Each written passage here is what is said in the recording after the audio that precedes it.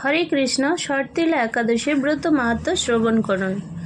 মাঘ মাসের কৃষ্ণপক্ষের শর্তিলা একাদশীর মাহাত্ম্যে ভবিষ্যৎ পুরাণে বর্ণিত আছে। যুধিষ্ঠির মহারাজ বললেন, হে জগন্নাথ, মাঘ মাসের কৃষ্ণপক্ষের একাদশীর তিথির নাম কি, বিধি বা কি এবং তার কি ফল সবিস্তারে বর্ণনা করুন। তদুত্তরে ভগবান বললেন, হে রাজন, এই একাদশী শর্তিলা নামে জগতে বিদিত।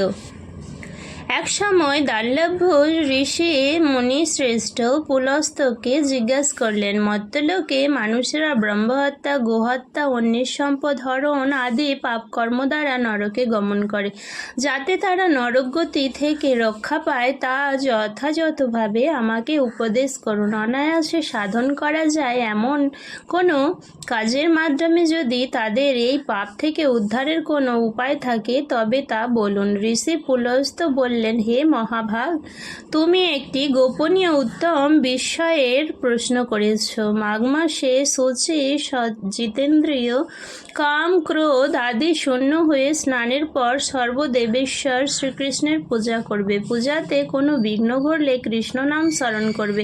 রাত্রিতে অর্চনান্তে হোম করবে। তারপর চন্দন, গুরু, কর্পূর ও শর্করা প্রকৃতি দ্বারা নৈবেদ্য প্রস্তুত করে ভগবানকে নিবেদন করবে। কুম্ভাণ্ড, নারকেল অথবা 100 গুবাক দিয়ে অর্ঘ্য প্রদান করবে। কৃষ্ণ কৃষ্ণ কৃপালুস্তম গতির্ভব ইত্যাদি মন্ত্রে শ্রীকৃষ্ণের পূজা করতে হয়। কৃষ্ণ আমার প্রতি প্রীত হন বলে যথাশক্তি ব্রাহ্মণকে জলপূর্ণ কলস, ছত্র, বস্ত্র, পাদুকা, গাভী ও তিলপাত্র দান করবে।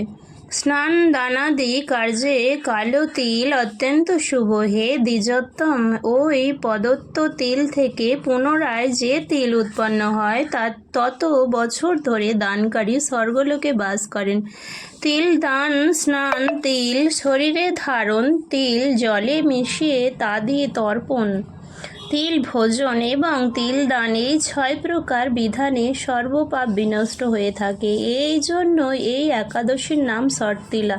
হে যুধিষ্ঠির, এক সময় নারদও এই শর্তিলা একাদশীর ফল ও ইতিহাস সম্পর্কে জানতে চাইলে যে কাহিনী আমি বলেছিলাম তা এখন তোমার কাছে বর্ণনা করছি। পুরাকালে মর্ত্যলোকে এক ব্রাহ্মণী বাস করত।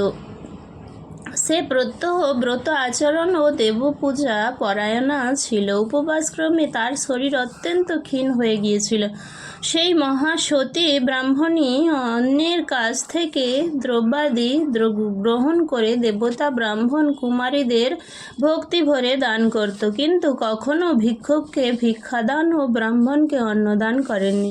এইভাবে বহু বছর অতিক্রান্ত হলো। আমি চিন্তা করলাম, কষ্টসাধ্য বিভিন্ন ব্রত করার ফলে ওই ব্রাহ্মণী শরীর শুকিয়ে যাচ্ছে। সে যথাযথভাবে বৈষ্ণবদের অর্চনাও করেছে, কিন্তু তাদের পরিতৃপ্তির জন্য কখনো অন্নদান করেননি। তাই আমি একদিন কাপালিক রূপে ধারণ করে তামার পাত্র হাতে নিয়ে তার কাছে গিয়ে ভিক্ষা প্রার্থনা করলাম। ব্রাহ্মণী বলল, হে ব্রাহ্মণ, তুমি কোথা থেকে এসেছো, কোথায় যাবে তা আমাকে বলো। আমি বললাম, হে সুন্দরী, আমাকে ভিক্ষা দাও। তখন সে ক্রুদ্ধ হয়ে আমার পাত্রে একটি মাটির ঢেলা নিক্ষেপ করলো। তারপর আমি সেখান থেকে চলে গেলাম। বহুকাল পরে সেই ব্রাহ্মণী ব্রত প্রভাবে সশরীরে স্বর্গে গমন করল। মাটির ঢেলা দানের ফলে একটি মনোরম গৃহ প্রাপ্ত হলো, কিন্তু হে নারদ, সেখানে কোনো ধান ও চাল কিছুই ছিল না। গৃহ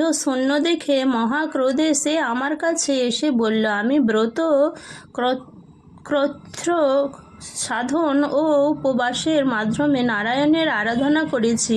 এখন হে জনার্দন, আমার গৃহে কিছুই দেখছি না কেন?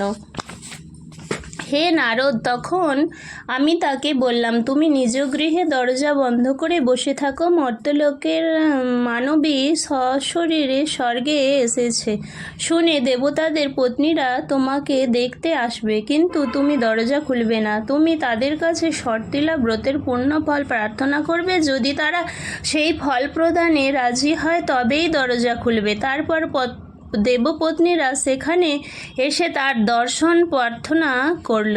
শর্তিলা ব্রতের ফল পেলেই কেবল সেই মানবী দর্শন দেবেন জেনে তাদের মধ্যে এক দেবপত্নী তার শর্তিলা ব্রতজনিত পুণ্যফল তাকে প্রদান করল। তখন সেই ব্রাহ্মণী দিব্য কান্তি বিশিষ্টা হলো এবং তার গৃহ ধন ধান্যে ভরে গেল। দ্বার উদ্ঘাটনা করলে দেবপত্নীরা তাকে দর্শন করে বিস্মিত হলেন। হে নারদ, অতিরিক্ত বিষয় বাসনা করা উচিত নয়, কিন্তু স্বার্থ ও অকর্তব্য নিজ সাধ্যমতো তিল, বস্ত্র ও অন্ন দান করবে। শর্তিলা ব্রতের প্রভাবে দারিদ্রতা, শারীরিক কষ্ট, দুর্ভাগ্য প্রভৃতি বিনষ্ট হয়। এই বিধি অনুসারে তিল দান করলে মানুষ অনায়াসে সমস্ত পাপ থেকে মুক্ত হয়। জয় শর্তিলা একাদশী ব্রত মাহাত্ম্য কি জয়। হরে কৃষ্ণ, হরি বল।